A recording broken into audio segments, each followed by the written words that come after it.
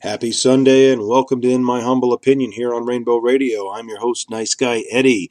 So, Supreme Court rules, same-sex marriage now the law of the land in all 50 states. Congratulations to everybody out there who's looking forward to this. Cause for celebration. All I can say is it's about damn time, and I'm glad that the decision was forceful enough to actually be final for everywhere. There's no one's, well, they'll keep challenging it. I don't think the last remnants of these things are gone, but you know what? This is great news. Very happy. My bold prediction of Justice Roberts crossing lines did not come about, and it's interesting in reading what they read. I'm just going to bore you for 1 second with some legalese, but Justice Kennedy, in writing the decision for the majority, I think did a perfect job.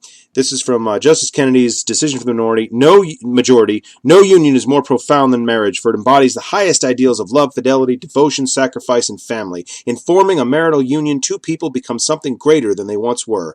As some of the petitioners in these cases demonstrate, marriage embodies a love that may endure even past death. It would misunderstand these men and women to say that they disrespect the idea of marriage. Their plea is that they do respect it so deeply that they seek to find its fulfillment for themselves. Their hope is not to be condemned to live in loneliness, excluded from one of civilization's oldest institutions. They ask for equal dignity in the eyes of the law. The Constitution grants them that right.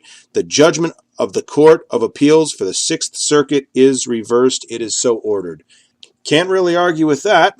Now, writing for the losers, Justice Antonin Scalia finished his dissent by writing, "If, even as the price to be paid for a fifth vote, I ever joined an opinion for the court that began, the Constitution promises liberty to all within its reach, a liberty that includes certain specific rights that allow persons within a lawful realm to define and express their identity, I would hide my head in a bag. The Supreme Court of the United States has descended from the disciplined legal reasoning of John Marshall and Joseph Story to the mystical aphorisms of the fortune cookie." Because apparently the Constitution was not about guaranteeing freedom to the people. Who would have thought that? Also included, today's decree says that my ruler and the ruler of 320 million Americans coast to coast is a majority of the 9 lawyers on the Supreme Court. The opinion in these cases is the furthest extension, in fact, and the furthest extension one can even imagine of the court's claimed power to create liberties that the Constitution and its amendments neglect to mention. Now, far be it for me to lecture, the so wise Antonin Scalia on matters of the Constitution, but maybe he hasn't read too far into the amendments. The enumeration of certain rights shall not be construed to deny or disparage others retained by the people. That's the 9th Amendment to the Constitution. It basically means Antonin Scalia is full of shit. If the court feels that a fundamental right of the people is being denied, they are free to strike the law down. That's actually why they're there, you dipshit. It is amazing to me. Of course, Scalia is the worst of the bunch, and for years he's been twisting all kinds of legal diarrhea to try to figure out ways that he can just vote for whatever the hell he wants. And it's amazing how partisan that is. But I mean, it just is ridiculous to me. And I'm not gonna keep reading this garbage. I mean, you guys have seen it if you're interested. But at the end of the day, I love how it's the assault. It's still, even after this, marriage is over, the assault on marriage. And, I have Christian friends, and I have married friends and straight friends, and guess what? They're not affected in the least, which is kind of what we've all been saying all along. Anyway, I couldn't be more happy. I think the court obviously got something really right. It was the second time this week that they did, and I think it's fantastic. There was one more thing I wanted to read. This was Chief Justice Roberts. This was the guy that I thought was going to cross lines because he recognized sexism. If you are among the many Americans of whatever sexual orientation who favor expanding same-sex marriage, how about having it exist? By all means, celebrate today's decision. Celebrate the achievement of a desired goal. Celebrate the opportunity for a new expression of commitment to a partner. Celebrate the availability of new benefits, but do not celebrate the Constitution. It has nothing to do with it. Well, of course it has nothing to do with it. Do I have to read you the 9th Amendment again? That's right. No, celebrate the fact that progressives managed to name just enough people to the Supreme Court that we can actually make progress. That's what should be celebrated. And you know what? I'll be celebrating the day of Scalia, Justice Scalia, and Justice Alito, and Justice Thomas, and to a lesser extent, Justice Roberts' collective resignation and suicide. Well, probably not, but I can dream, can't I? All right. For those of you who missed it, and there were a few, we had a pretty good show last Tuesday. For those of you who missed it, I want to re-air my interview with Aneesh Sheth and Jeremy Behrens of Crave.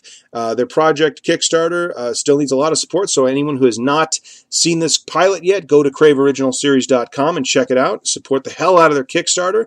And without further ado, I'd like to reintroduce Aneesh Sheth and Jeremy Behrens. Aneesh and Jeremy, welcome to the program. Thank you so much for having us. We're so excited to be here. Thanks. Oh, it's a pleasure. So before we begin, tell us a bit about yourselves. My name is Aneesh Sheth, and I am an actress. I'm originally from the East Coast, where I grew up and studied theater. I moved out to the West Coast first in California in 2010, and then moved up to Seattle about a year and a half ago. And I am actually from Chicago originally. I moved to Seattle about 4 years ago. This last May, I studied theater and English in Central Illinois. And I've been doing mostly theater in Seattle since I moved here. All right. Well, tell us a little bit about this project you got going on. Tell us about Crave. So Crave is a new original web series surrounding the life of three really good friends. One is a military housewife, the other is a gay man, and the third is a trans woman. And basically, it's a new kind of trans narrative. Maggie, who's the trans character, kind of the central character, and it revolves around her struggle to become an actress and to get noticed, and how being trans is always either a really positive thing for her when she walks into the room or a really negative thing affecting the audition. And that's a very personal experience that I've had being a trans actress. And so I wanted to be able to tell that story for everyone to see and to share that with everyone. So what so far has been for you has been the most challenging part of this whole experience? I think the most challenging part of the experience has been getting it noticed. Hopefully we help with that. I started writing this about 3 years ago. And at that time, there was no Transparent or Orange is the New Black and lots of these other shows that kind of incorporate these trans storylines. There was also a lot more of a transgender narrative in the original script. And a lot of the feedback that I got was that it relied too heavily on that and that nobody would be interested in seeing that. And it's amazing to see how much the world has changed in just 3 years. Yeah.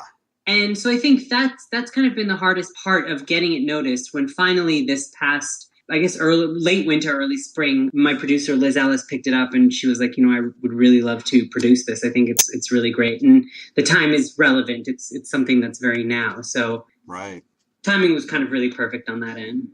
Now, Jeremy, was there anything in particular that drew you to this project? Well, first of all, I've never done anything really camera work, so I was excited to be given this opportunity. I was actually part of the original read-through when Aneesh brought this to a group and had never met Aneesh before, and we were introduced through mutual friends. And it was just one of those things that it was like a good book. I couldn't put the script down and I wanted to get to the end of it. And that really drew me to it. And I know that another big part about why I think a story like this is important to tell is that I grew up as a teenager reading books with gay and lesbian characters where the primary focus of the book was coming out and dealing with the family and all those types of things. But it's such a small part of being gay or being trans or, being bisexual or anything is the coming out process. That's not to downplay how important that is, but there need to be more stories where people learn that life goes on and we have all the same, we wake up every morning and put our pants on the same way.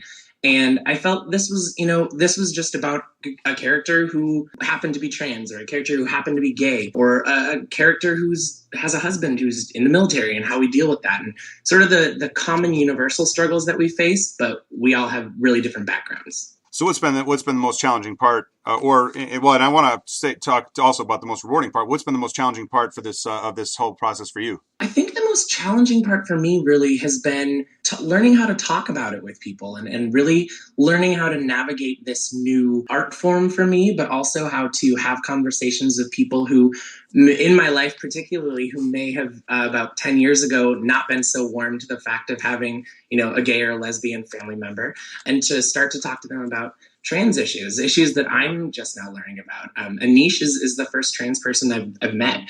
And yeah, and so to be able to have this sort of open dialogue and to have someone who is making an environment for everyone involved that it's okay to ask questions and you're comfortable to, ask Aneesh, how do I talk about this? What are the right things to say? What are things that aren't, how can I frame this in a way that is going to be understood by people that aren't familiar with it? And so for me, that's been also the most rewarding thing, I think, is really being able to open up this dialogue more and connect with a whole different group of people that I had never had the privilege to work with before. Now, Aneesh, how much of the project and the plot characterization, how much draws from your own experience, personal experience? Probably all of it. Oh, okay.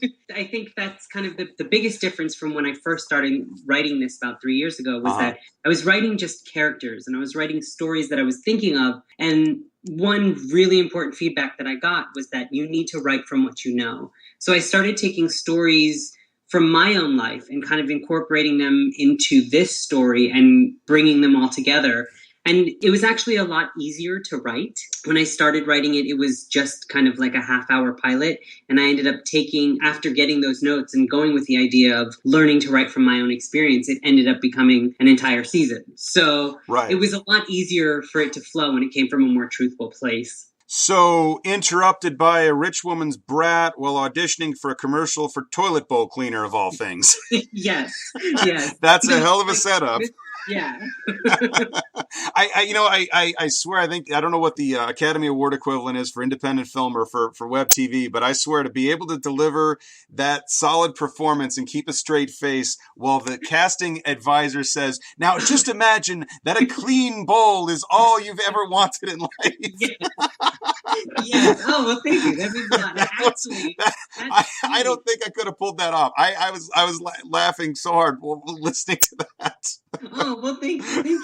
That scene was actually written literally a week before we shot. There was maybe even less because there was another filler scene in there that was just terrible. And I kept, as we got closer and closer to production, I was like, this isn't what I want. I need it to be better. I need it to be better. I need it to be better. I was like, I'm just going to take a story from an audition that I've actually had. And so I remember going into, an audition for, it wasn't toilet bowl cleaner, but it was something very similar to that. And it was like, they were looking for mom types who came in and talked about how wonderful their lives were because of this product. And I was like, this is ridiculous, but I'll go out for it. It was sublimely ridiculous, actually. So that's what I was going for. Now I've watched the pilot a couple times, and it asks a lot of important questions. I think first and foremost, can you call a 12-year-old a cunt? You can if she's a cunt. I teach children for a living. And you can behind closed doors. I'm concerned that the parents of the children I teach will watch this and may view me in a different light. But yes, you can. Now, I love the character of Bobby. I mean, it seems like a really great character. I mean, just the and like you say, it only that the fact that he's gay is secondary. But you've got the lousy job. I personally I did telemarketing one summer in college, and I think debt collector might be the only thing just slightly less satisfying than that in terms of. But so you've got that, but the boyfriend too, and the relationship there. Wow, I mean his character just made my skin crawl. I did a show a couple weeks ago with a woman coming out of a 10-year relationship with an abusive narcissist. So I was kind of primed for it, but everything in that, Justin's character, Anthony, and your reactions to it were just setting off all my alarm bells. I mean, it was like, he was worse when he was being nice. It was, oh my God. Yeah. So Justin, it should be said, Justin Carell, who plays Anthony, is a lovely man.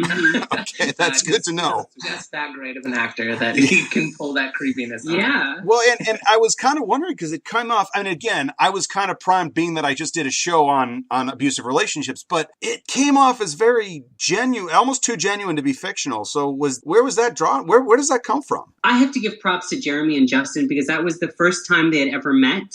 And that was the first scene that they had ever shot together. Oh, wow. And so I was very proud of both of them being on set, watching them create this amazing relationship and being really, really tender with each other. And I mean, that whole experience, relationship between Bobby and Anthony does come from people that I know. from relationships that I know of. Not to say that those characters are based on one person individually, right. But a lot of different people that I know in different relationships, it was kind of meshed together to make these two characters. So those definitely, Anthony comes from a very genuine place. And Jeremy, I mean, how do you? I guess did you think about any kind of preparation for a character like that, or what's the biggest challenge for playing Bobby for you? Yeah, I mean, I think what's interesting about Bobby and what our viewers will hopefully learn about Bobby in future episodes is we spoke about it earlier about how him being gay is very secondary. Right. And so, this sort of searching for a purpose and searching for something that feels right for as young as Bobby is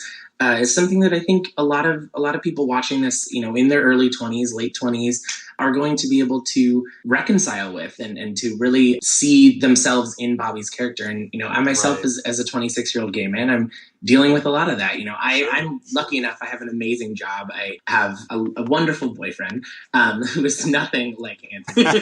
But so there's an element of wanting to be a universal character, but also just trying to make him as compelling as possible and to really have him be someone that can support the role of Maggie in the show and whose story is just as powerful as hers, but really helps, Maggie and Karen and Bobby's stories to supplement each other. Right. And did Aneesh, she did tell you that you're getting the shit kicked out of you at some point, right?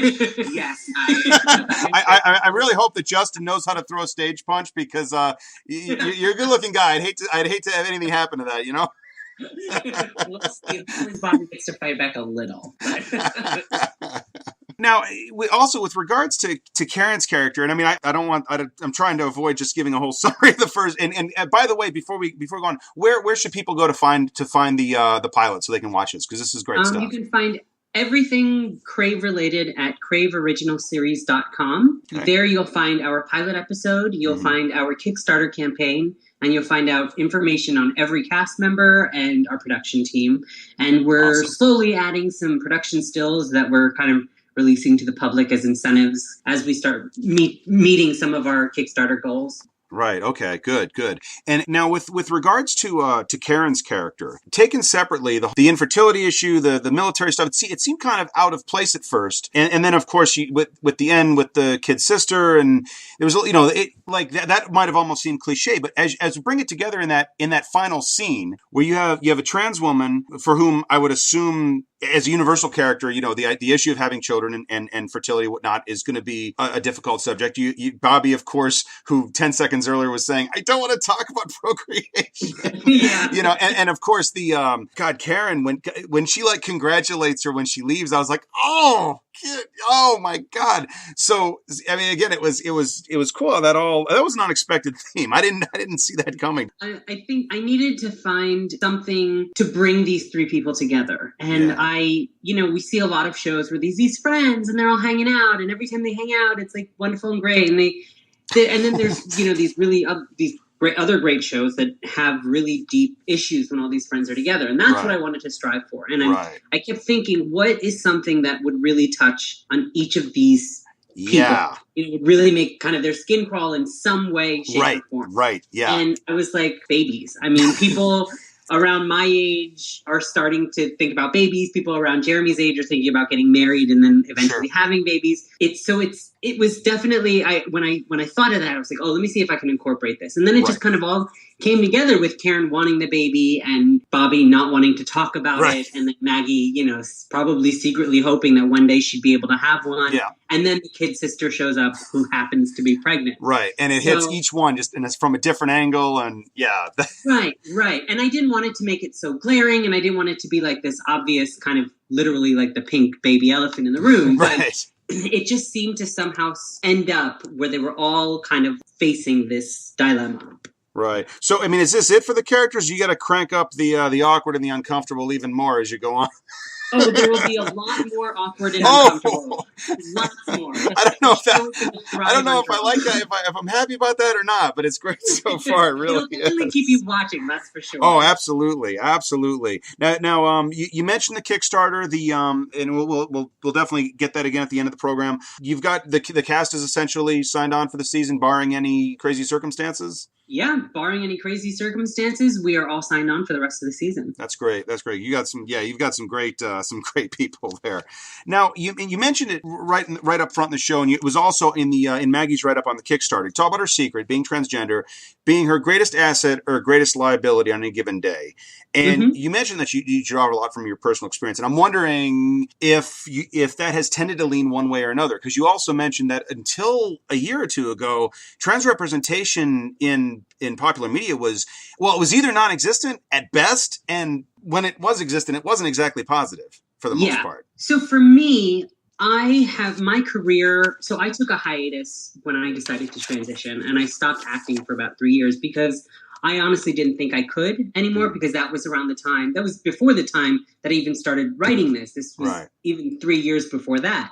So there was never kind of this thought in my mind, like, well, if I transition, I will still be able to act. I was like, no, nobody's going to ever hire me to transition. So just to clarify, you were acting, you were taking male parts. I was taking male parts before I transitioned. Gotcha. Correct. Gotcha. Okay. Yes. It's actually funny because the last role that I played right before I transitioned was a trans character.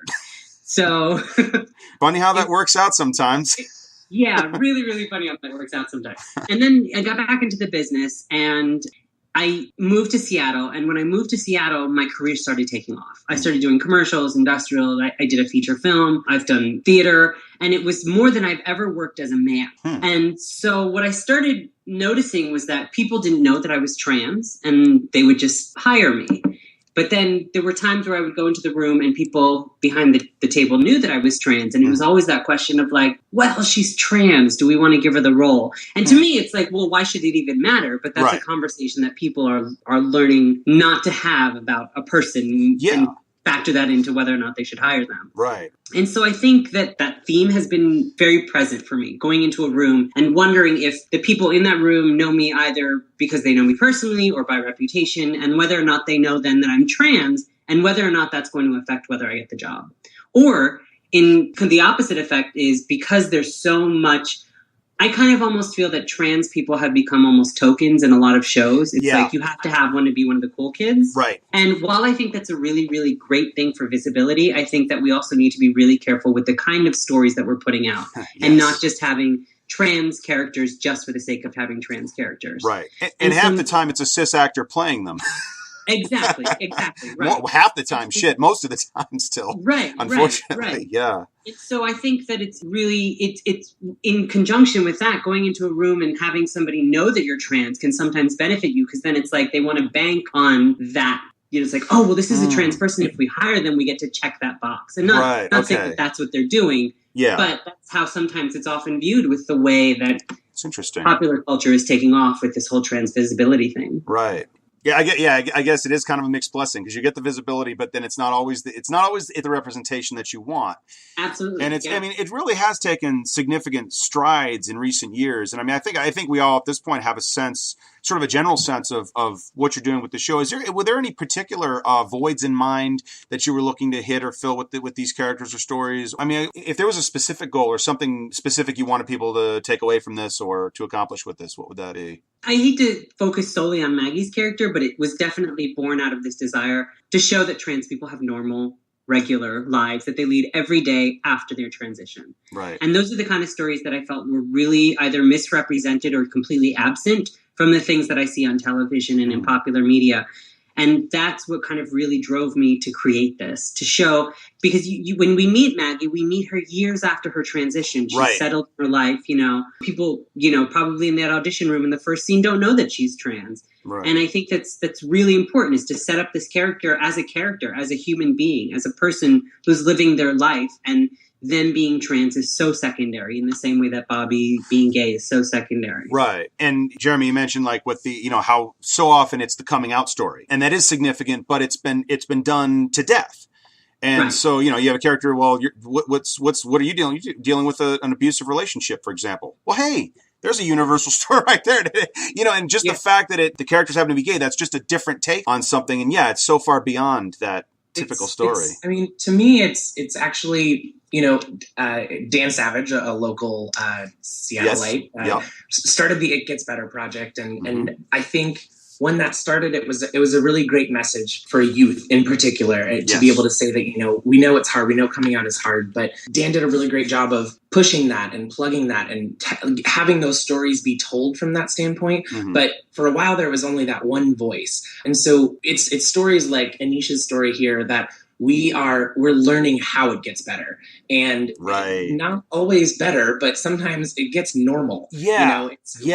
You get back to a point where I can walk into a room now and it's not like my purse falls out of my mouth whenever I open it, but no one cares anymore that, we're going to hire the gay guy, or we're going to, we're hanging out with the gay guy, or it's so secondary. And I think, I've hit that stasis in my life where no one cares anymore. They're more excited about who I am as a person and what my own successes and what my own backstory is outside of my sexuality. Right. Now, okay, I was going to hit the controversial stuff a little bit later, but you brought up Dan Savage, so you kind of opened the door there. Now I have two people I want to ask both you guys about, because I figured you might have a different perspective. Don't know, is Dan Savage and the HRC, and I am in some ways very much an admirer of both. I think Dan's had done some great work. I think the HRC has, of course, done, really accomplished a huge amount of stuff as well. But both have a somewhat mixed history, to put it charitably, when it comes to trans issues and trans people. So I'm kind of curious. I'd like to get kind of both of y'all's take on that. On either one, really. I'll start since I brought him up. I won't discredit that. I know he's not shy to talk about how he's always accused of transphobia and that sort of thing. He's also sometimes accused of biphobia, or just different ways that we're spinning that, and he has to be really careful about how he words things and how he says things. I think, to his credit, he always takes ownership of those. And he's always willing to look at the comments that are made and explain maybe why he said something the way that he said it, or, justify what he said and back it up with support. And I think, for someone who sort of started this career as being a parody of what his job is now, for the longest time it was. I watched he was on Star Talk with the guy who does Cosmos. I forget what his name. Neil deGrasse Tyson. Yeah. Really? I didn't know that. Wow. Yeah, he was talking about how when his career started out, the person from The Stranger came to him and was like, "Oh, wouldn't it be funny if there was a gay guy giving straight people advice?" And it was supposed to be a joke, and then people started taking it seriously, and he realized the sort of weight that he had with those words. He was good at it. He did a really fantastic job, and because early on too, it was also the whole safe, sane, and consensual was a big theme of his as well. Yeah, GGG. GGG, good game and giving, or good giving and game. Yeah. And I think that he was one of the first people, at least for me. I mean, mind you, I'm only in my mid-20s, and so I can't speak to everything, but he was one of the first people who just told it how it was. Right. And if you were screwing up, he was going to call you on it. And if you're doing something really good or something really positive, he was going to give you accolades for it. But he's not just going to, let you wave your flag because it's your freak flag. You're not just going to get to spout off because that's how you feel. Right. Okay. And I think we live in this society now where everything is so politically correct, and I get it. I understand why sometimes we need to be, but there's sometimes where it's just let someone voice their opinion. We as the LGBT community have fought so hard for equality, and we fought so hard to be accepted. We have to take the flip side of that coin with it. I mean, here in Seattle, we talk about the gentrification on Capitol Hill. Mm-hmm. Well, we fought so hard to be equal. Now that we're equal, we're going to turn the coin and say, give us our spaces back. Do I think it's important? Yes, of course I do. But we have to take the good with the bad if we're gonna fight for these things. And like I said, I think Dan's one person that's not afraid to say it. So okay, Aneesh, what's your take on Mr. Savage? He said it perfectly. Okay. I think it's true. I think that we do live in a very, very PC world where you have to be very, very careful of what you say. But I think there's a big difference between people who say things and then try to backtrack, and then people like Dan Savage who, when he does say things and people backlash, he owns it. And he says, I did say this. It may not be right. People may not agree with me, but I did say it, and I'm sorry, if that offended. Well, I guess that was the other thing is it's one thing to own it, but do you apologize for it? Because you can own it and you can explain it, and then you can stop. Okay, yeah. all right, okay. Now, what about? And again, whoever wants to take this first, but how about the HRC? How about the Human Rights Campaign? So, because I got to tell you, I've had a lot of trans guests on there, and they have never, like, every one of them has had nothing good to say at all. So yeah, I mean, I don't want to say that I have nothing good to say about them. I do think that they have helped make leaps and bounds within the LGBT community. Sure. Hand in hand with that, it is a white boys club. And I think that they would be benefited by adding a lot more diversity. And I think that this is something that they've come head on with. Most, like, really, really recently. I've seen a lot of kind of articles and blogs and people voicing their opinion about that there needs to be kind of a significant overhaul in administration and fundraising and everything that happens over at the HRC, because they do stand for LGBT equality and not LGBT. Only. Right. Right. He should definitely be in there. Right. I mean, it's we have been grouped together all these years, and which is a whole nother story, which I won't get on. But they do represent that community, and I think that they would be really benefited by bringing in a very, very diverse group of people to kind of run that organization. Right. Which is what I think has been problematic for years. Yeah. And I mean, some of it, and yeah, it's a political show. So, I mean, some of it is politics. Some of it's a numbers game. And I think it is fair to say that even if it is an LGB only victory, that moves the conversation forward, that even there's an indirect positive effect on the trans community, although I can't say I blame anybody for feeling a little bit bitter about being the bargaining chip that got thrown out there once again, time after time after time. And at some point you have to, but I mean, I don't know. I've had a couple of guests now point out that the Supreme Court decision that's coming up, that I think this show will air before they announce it, but I'm not 100% sure. That's going to be a big milestone, but it's not the end of the discussion. There's so much more to go. And I'm encouraged to hear that an organization like the HRC is willing to evolve, because while there's more to do, they do have to kind of stay ahead of that to stay relevant. Yeah, they do. Absolutely. Yeah. They need to be on the forefront of it and be the leader. Yeah. And you be the leader by representing all the different people that you are helping out in your organization. And I think the right in this country has kind of given up on gay marriage as an issue. I think they've realized that's a lost cause. Yeah. And and even the religious freedom bills and stuff like that. I mean, the backlash in Indiana, when they well, let's face it, when they passed the Discriminate Against Gays bill, that was not about religious freedom. Yeah. Come on. And it was it's kind of like when huge corporations turn against the Republicans, that we're making progress. Yes, exactly. Oh, yeah, for sure. So getting back into the story, and I almost hate to ask, because we sort of talked about how coming out, while significant, shouldn't really be the focus. I am curious. There's obviously a lot of family conflict with Maggie's character in the show, but I'm kind of curious, and this is really a question for both of you: is when, Jeremy, when you came out, and Aneesh, when you either started transition or came out as trans, what were the reactions of family and friends at the time? And when are we talking roughly time? Because obviously it evolves. So I guess approximately when are we talking? And what was the initial reaction that you guys got? So I came out to my family as gay when I was 16, and then I came out as trans when I was 26, and that was about 8 years ago. I think nobody was surprised when I came out as trans. The people that were very close to me were all like, they either were like, "Yay, that's great," or "Finally, you admitted to yourself," because I've been presenting very, very femininely for a number of years. I think my brain and my body had to catch up with exactly the way I was presenting myself. Okay. I think that there was, particularly in my immigrant South Asian family, there was a big adjustment period. But other than that, I mean, I don't want to say my coming out was relatively easy, but I mean, it wasn't drama filled and, Right. Well, and you're coming from, like you say, South. So you're coming from India. Well, I was born in India, but I moved to the States when I was barely 1 year old. So I've grown up here. But your parents, though, were raised there, and that's, and there are a lot of cultural differences, but I would say on the whole, it is a relatively conservative culture, socially speaking. Yes. So I mean, were there any particular aspects of your cultural heritage that either that presented certain challenges that you were particularly concerned about at the time? Yeah, I know that a lot of my family, my extended family in India, did not accept me for who I am. And I think that there's a lot of kind of stigma against trans people.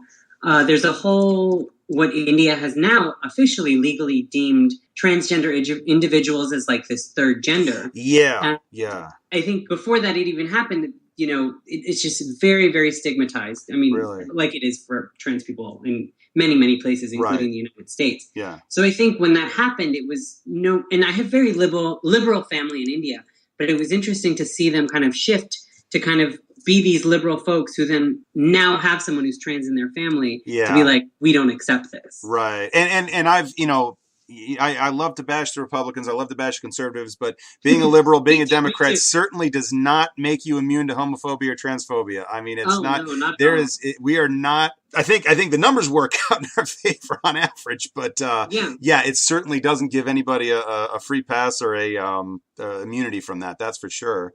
Oh, absolutely. So, Jeremy, what about your experience then? Yeah. So, I mean, much like Aneesh, I hate to say that my coming out was easy. It's never easy to do that. It's never easy to, one, admit that to yourself and also to admit it to your family. That said, I grew up in the middle of a cornfield and I was in drama in high school. So it wasn't a huge surprise. I mean, the closet door was a little bit open, is what you're saying? Yeah, it was a little open. And so when I came out, I tried not to make it a big deal. I came out to my mom by bringing my boyfriend home for Thanksgiving and saying, this is my boyfriend. And her and I had looks from across the room. And we had that mother-son conversation of you can either cause a scene or you can come over here and give him a hug. And she did, much to her chagrin, I think. Wow. But she was great. I mean, there was nothing there. My parents divorced when I was younger, and I came out when I was 20 to my mother, and I came out to my dad last year, actually, over drinks at a bar. Now, see, that I would think is an easier way to... it is a little... I think for the longest time, and I think a lot of gay kids think this, is that, the mother knows the dad's going to be shocked. Right. And so I think that was why it wasn't such a big deal for me with my mom. And I didn't really know how my dad was going to feel. My family growing up was never very political, so I didn't quite know what my dad's political leanings were. I didn't know where he stood on that. I know my dad had gay friends, but they weren't gay around me, so I didn't really know that about them. I never really had context for that. Okay. And I was at a bar with my dad, and my little brother is about a year and a half younger than me, and him and his girlfriend have been together for a while, and we were waxing about what it'll be like when they get married and stuff. And my dad said, well, I just can't wait until you're both married. And I was like, well, that's going to be a problem because I can't. And he's like, why can't you? And I was like, and he's like, just say it. I know it's coming. Like, it's not no kidding. Anything. Oh, wow. So, yeah, I mean, I consider myself very lucky. I have so many friends who have gone years without speaking to their family because of this, and it's torn them apart, or people that, still aren't speaking to their family, or people who are awkward and weird around their family. Yes. But I don't have that. I mean, a week and a half after I had that conversation with my dad's never been like a mushy guy. He doesn't, to ask like, who you dating and stuff like that. But he's, we were on the phone and he's like, so seen any guys lately? And I was like, this is weird. I can't talk about this with you. So, I mean, it was great for me, but it was also, I went to school for theater. I grew up in the theater. It was a really soft landing for me when I decided to do it. I think it was scarier for me to like say those words to myself and to live as that person than it was for my family to see it. So right, okay. Now, Aneesh, I've got to ask. At the end of the pilot, you're looking through a photo album. Were those photos of you? Yeah, that was actually a photo album that my parents had put together for me when I graduated high school many years ago, and I thought it was kind of perfect to bring that as this. And I thought about actually finding pictures of younger, kids online, but I was like, no, I think it's going to be really authentic to show me as a child. Yeah. And that last photo of me and Sarvani, the actress playing Amy, was composited. Our artist composited that shot and just took 2 shots of us when we were kids. interestingly enough, Sarbani and I knew each other when we were that age. We grew up together. So it was kind of interesting to actually have that picture in that album. Yeah. I mean, we put that in for the shot, but yeah, it could have been a picture though. Exactly, it could have been a picture. Oh, that's we grew up wild. in the same neighborhood. Huh. We were friends. We knew each other at that age. So, but yes, they were all photos from me growing up. And I mean, how is it to look at pictures like that? It's really surreal. I was going to say that when I look at older pictures of myself, it's somebody I don't recognize. But even when I look at pictures of myself when I'm that age, it's somebody I really don't recognize. I see this person and I know that was who I was, but I have kind of, it's almost like I've stepped outside of that human being and I'm seeing another person's life in pictures. That would be surreal. I think that's something most people would really have a hard time getting their heads around. Wow. Yeah, it's definitely an out of body experience. Now I saw your the Vanity Fair cover, by the way. Very lovely. Very I selfishly posted that in like the first days of Jen and Crystal's campaign, thinking like, oh, this would be a great way to kind of get visibility for Crave. And I'm so happy that it took off. Yeah. I mean, the campaign really, really took off. I'm so proud of them. And Call Me Maggie. That was a good... Call Me Maggie, right. That was a good... But I'm curious, and I've kind of been asking all my guests this, and I suppose I'm probably beating it to death, but regarding the Caitlyn Jenner story, regarding the story that inspired the covers, I guess there's two things. First of all, and this is something that I must have a mental illness here because I can't let go of it. She's a conservative Christian Republican? What the? Yeah, I don't get it. Come on. I do not get it. I do not get it. Okay, I'm glad I'm not the only one that's hung up on that. Maybe that'll change now that she's come out and she's living her true self. I hope so. I hope she realizes that is a political party that is not going to be serving who she is as a human being. Yeah. So yeah, okay. Well, I guess I'm glad I'm not the only one that thinks that. Jeremy, what was you have a take on that? Yeah,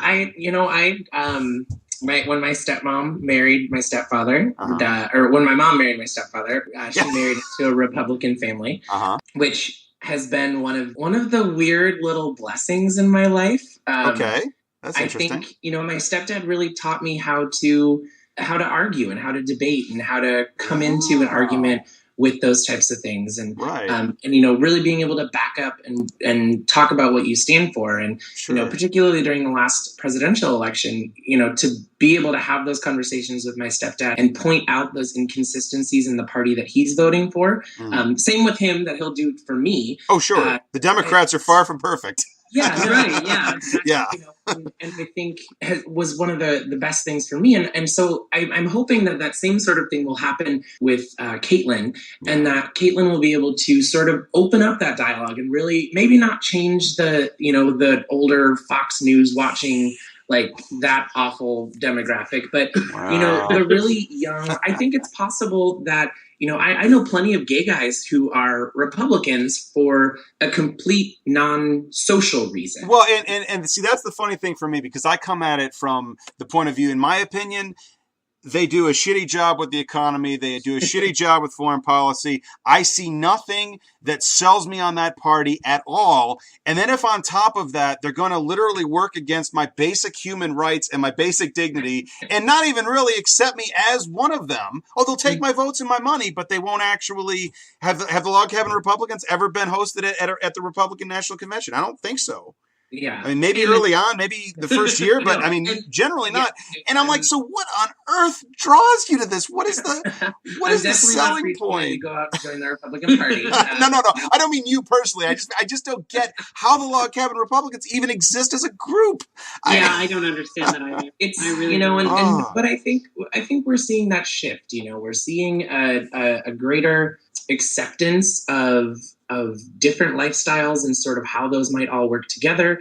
There was a really great article, actually Cosmopolitan released it today. It was a video online of a bunch of kids responding to pictures of Bruce Jenner and Caitlyn, and then being told, like, what if I said these were the same people? Right. And the kids were, it was just that they were at an age where one little girl said, well, if she's happier as a girl, why can't she just be her, Yeah. And they had some really great reasons for why people would say mean things about Caitlyn or negative things about Caitlyn that really, as a teacher, as an educator of youth, gave me a lot of hope for these kids are going to one day grow up to be the ones that are running the Republican Party. Yeah, that's a good point. I guess, yeah, if you want to go 20, 30 years down the road, it's because, again, like anything else, to remain relevant, they're going to have to change with the times.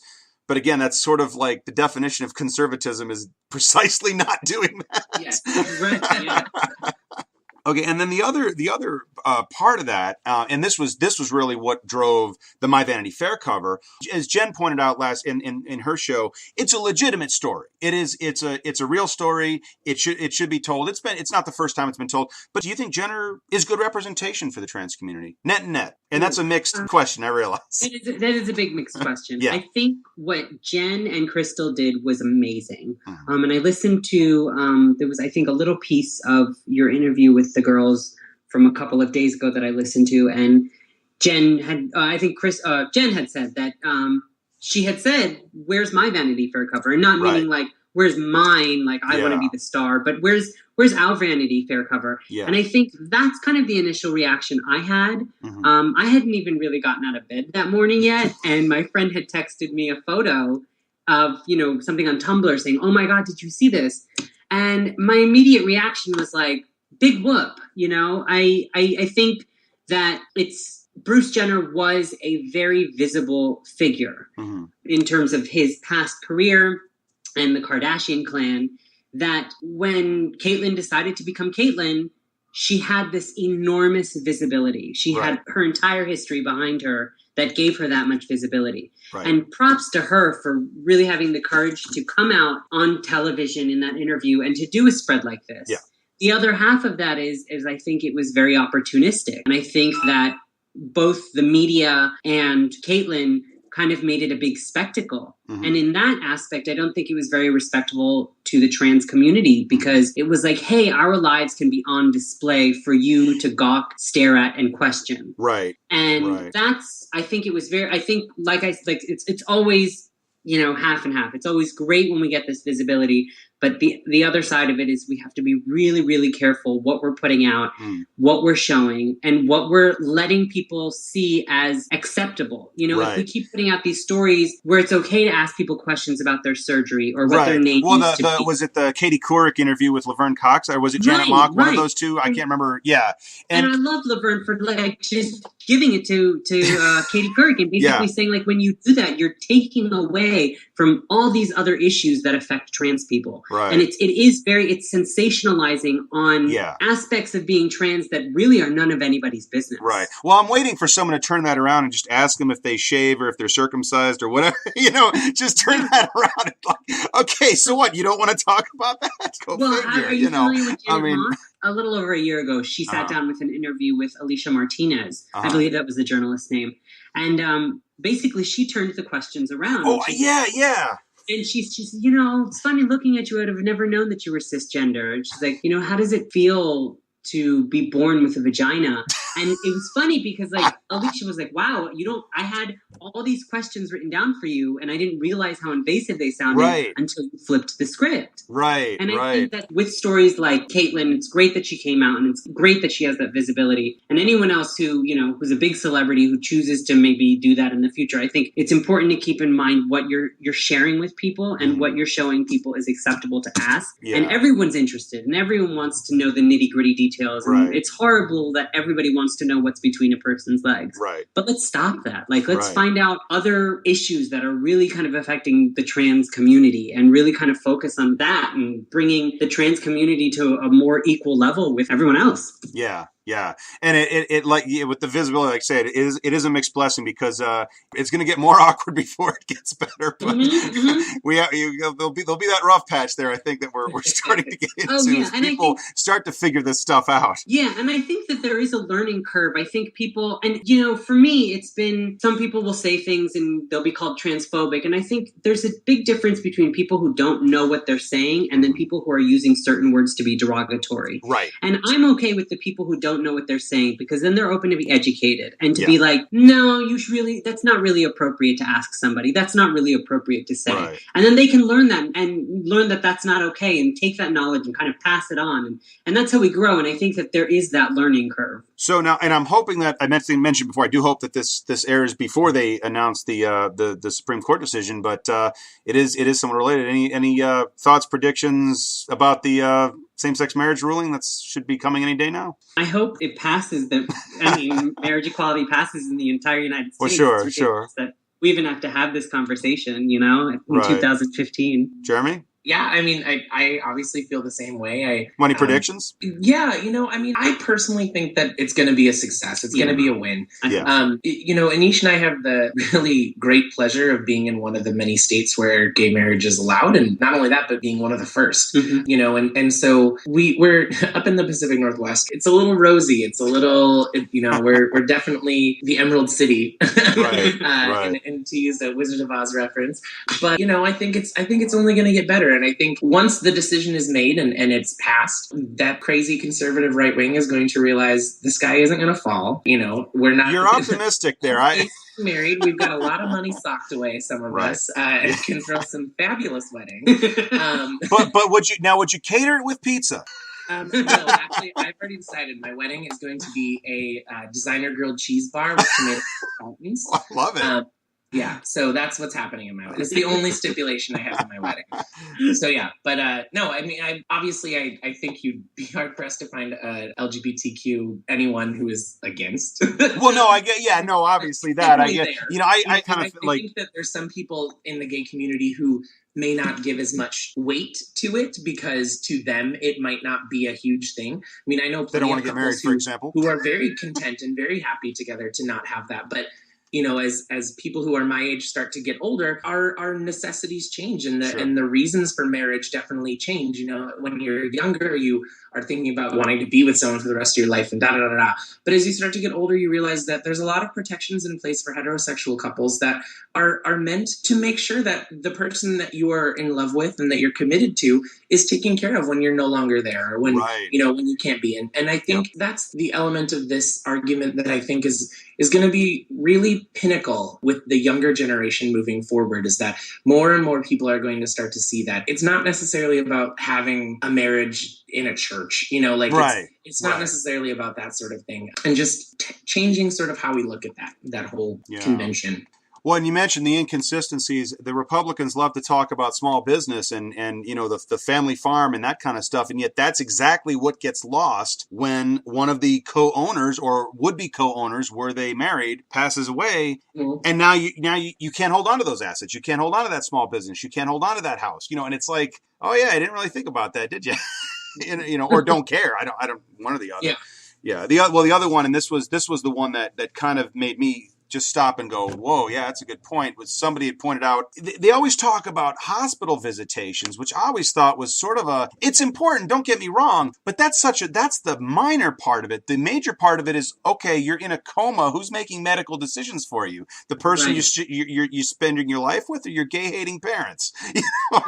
So it's like, I didn't think about that either. Yeah, I mean, I think in that discussion, I'm not sure if you've seen Bridegroom, but Bridegroom is a documentary about a young gay couple who had been living together and for the longest time. And one evening, one of the men was up on the roof of his building taking photos with a friend, and he fell off the roof and went into a coma. And that young man's family would not allow his partner to be any part of the medical decisions or any part of that going forward, and wouldn't allow him visitation, despite the fact that they'd spent all these years together. Right. And I remember when that came out, and I was very vocal about it at work, and I really pushed all of my, straight coworkers to watch it and just, devote some time, turn off your phone and really see that. Yeah. And the discussions that happened and the types of things that people were talking about just really opened them up to see all the inconsistencies that happen because of that.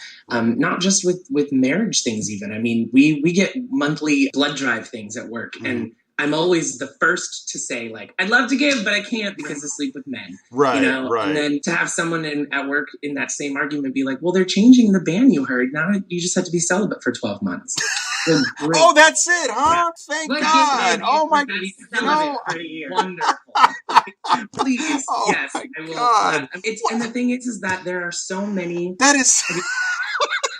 I'm Sorry, I didn't realize that was the ruling. I have to. Yeah. You blew my mind there for a minute. You're my not God. allowed to donate blood. Well, That's... I don't know if it's official, but they were talking about being able to changing the lifelong ban for gay, lesbians, and trans people to donate blood from a lifelong ban to 12 months celibacy, and then you can give it. Because apparently being gay or lesbian or trans goes away after 12 months. And yeah, right. Well, and everybody knows that nobody ever got any bloodborne diseases from heterosexual sex, right? Never. No. Never happened. I mean, AIDS doesn't exist for heterosexual people at all. God, it just my day job is science related, and that is just so pseudoscientific. It's making my eye twitch. God, unbelievable. Oh God. Well, guys, thank you so much for coming on. I wish you the best of luck with the show. Let's have the website one more time. People can find this and get the Kickstarter. Sure. You can find everything on craveoriginalseries.com, and you'll see our pilot there. You'll see our Kickstarter and all the other good information on the show. Yeah, and just another really quick shout out, because we didn't mention all of them by name. Okay. But Angela DeMarco is part of the production. She plays Karen. She's lovely, lovely, lovely. My own special little man in my heart, Justin Wright Carell, who plays Anthony, my boyfriend. Sarbani Hazra, she plays Amy, the sister. Amalia Benhaim, who plays Kylie. And the little brat. Yes, the little brat. And then we also, this is Nathaniel Beaker, who plays my boss. The boss, John. And we haven't seen him yet, but there's a character coming in, husband. Right. Figured Mark would show up eventually, yeah. Yes, who is very much the man candy, and that's Duran Brigden, who is just a specimen. You should donate just to see him. You heard it here, guys. So yeah, definitely tune in, check it out. The pilot's great. I wish you guys all the best and of luck in the Kickstarter. Thanks so much for coming on. Thanks so much. Thank you for having us. So thanks again for Aneesh and Jeremy for coming on. Had a great time. I will urge everybody to go over to their website, craveoriginalseries.com. Check out the pilot. There's a link to the Kickstarter there. Give them support because this is a great project and really want to see this happen. As always, if you have any comments or questions about anything you've heard here tonight or suggestions for future shows, topics, guests, I want to hear from you. Please email me at niceguy9418@usa.com. You can friend me on Facebook at Eddie Cabot. Leave a comment on my blog at eddiecabot.blogspot.com. Thank you for tuning in. Enjoy the rest of your Sunday here on Rainbow Radio.